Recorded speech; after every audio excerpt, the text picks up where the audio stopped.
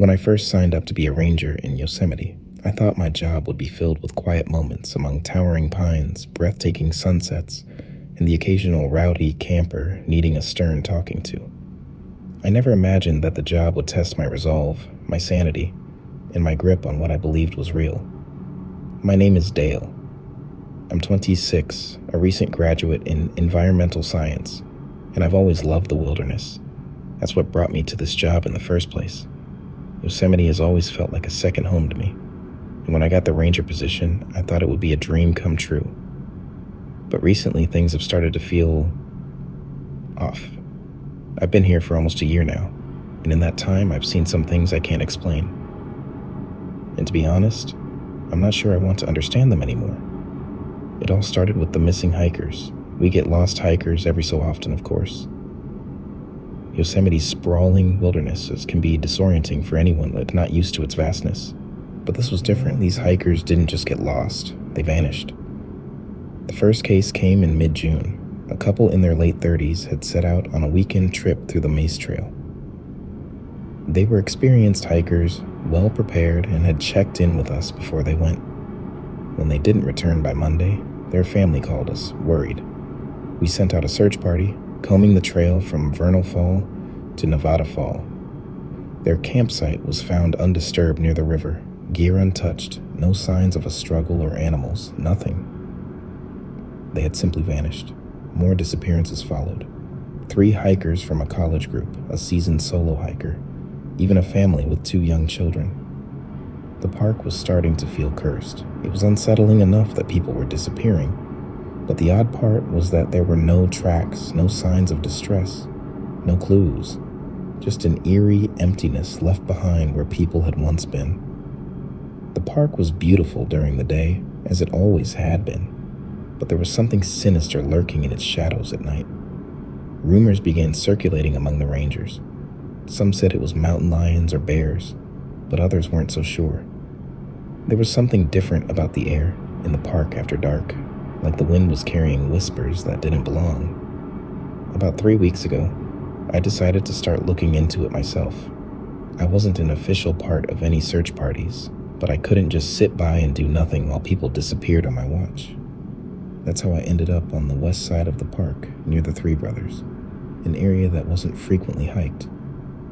I had this gut feeling that something was wrong out there, and that gut feeling had never let me down before. The day I set out was unremarkable. Blue skies, clear air, the pine-scented breeze typical of summer in Yosemite. I packed light, brought a radio, and set off early in the morning. The hike was peaceful at first, just the sounds of nature surrounding me, birds chirping, squirrels scurrying through the underbrush, and the rustling of leaves in the gentle wind. But as I got deeper into the forest, the atmosphere changed. It started with the silence. The birds stopped singing, the wind died down, and the forest suddenly felt unnaturally still. It was the kind of silence that crawls under your skin, making your hairs stand on end. I stopped walking, straining to listen for any sign of life. Nothing. Just the oppressive quiet. My radio crackled faintly with static, the only sound breaking the unnerving stillness. I kept moving, but something in the back of my mind told me to be on high alert. My eyes scanned the trees, the shadows between them seeming to stretch longer and darker than usual. That's when I found it, the first real clue.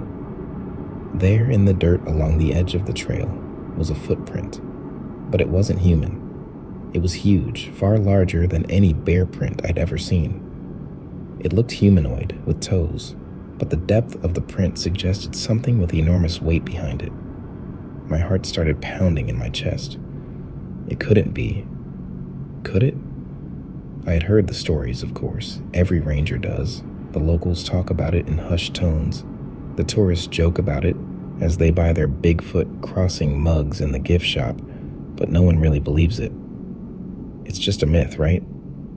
But seeing that footprint in the dirt sent a chill down my spine. It was too clear to be a mistake, too defined to be anything else. I radioed in, trying to keep my voice steady. "This is Dale. I think I've found something unusual. Over." Static crackled back at me, but no one responded. I tried again. "Dispatch, come in. Do you copy?" Silence. My stomach tightened. I was too deep in the forest for the signal to reach properly. In the center of the clearing was a small pile of rocks arranged in a crude cairn. Around it were bits of shredded clothing, torn backpacks, and scattered gear, items that clearly belonged to the missing hikers. I stepped closer, my heart racing in my chest, trying to make sense of the scene. The ground was disturbed, trampled by large, heavy footprints, but there were no signs of blood or struggle. It was as if the hikers had been taken, but not harmed, at least not here. Then I heard it, a low, guttural growl from the trees behind me. My blood turned to ice as I slowly turned around, praying that it was just my imagination. But it wasn't. Standing at the edge of the clearing, partially obscured by the shadows of the trees, was a massive figure. It was tall, easily 7 or 8 feet, covered in thick, matted fur. Its eyes glowed faintly in the dim light, and its massive, muscular frame loomed over me, like a predator, watching its prey. Bigfoot. It wasn't just a story. I froze, my breath caught in my throat as the creature took a step forward. Its movements were slow, deliberate, almost calculated.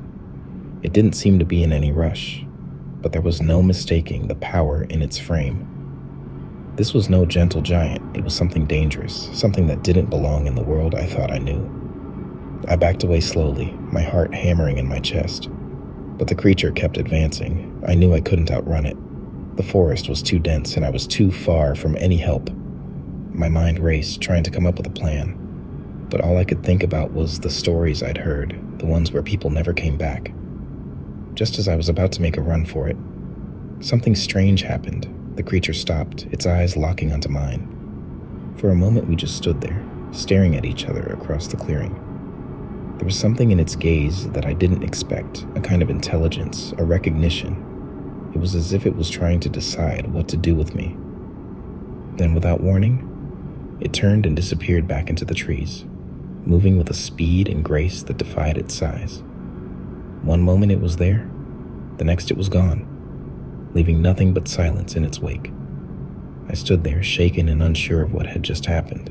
Part of me wanted to follow it, to try and understand what it was, but another part of me knew better. Whatever it wasn't something I could explain or control. It was something ancient, something that didn't belong in this world, and I had no business chasing after it. I left the clearing as fast as I could, not stopping until I was back on a well-worn trail. By the time I made it back to the ranger station, the sun was beginning to set, casting long shadows over the park.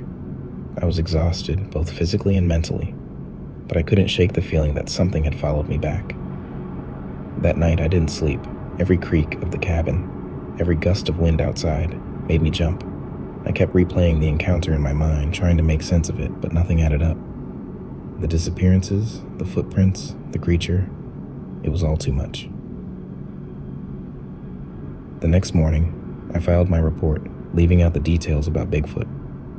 I couldn't bring myself to write it down, to admit what I had seen. Who would believe me anyway? I barely believed it myself. But as the days passed, more hikers went missing. The search parties grew more desperate, but they never found any trace of the missing people. No bodies, no signs of struggle, just more eerie emptiness. I still don't know what I encountered in that forest. I don't know if it was Bigfoot or something else entirely. But I do know one thing. There are things out there. Things that we can't explain, things that are better left alone, and whatever it was, it's still out there. Watching, waiting. And I have a feeling that it's only a matter of time before it comes back. Like and subscribe for more stories like this.